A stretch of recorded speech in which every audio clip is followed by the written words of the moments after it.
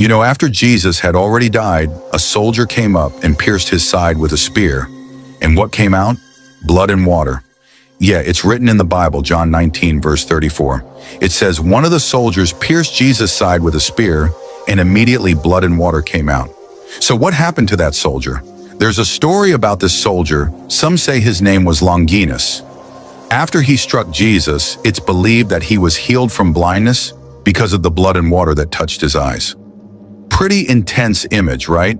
It's like a sign that even in Jesus' death, he was still bringing healing and change.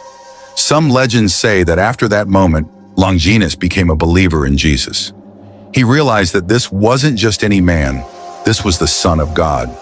It's wild to think how one moment, one action can flip someone's whole life around.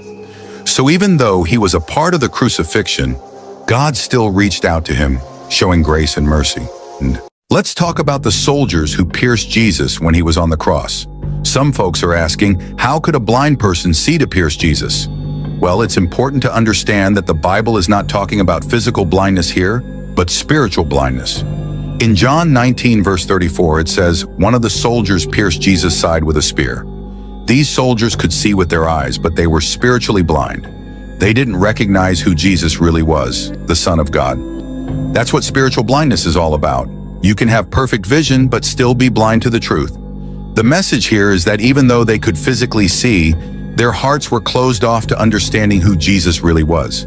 This is a reminder for all of us to ask God to open our spiritual eyes so we can recognize the truth in Him.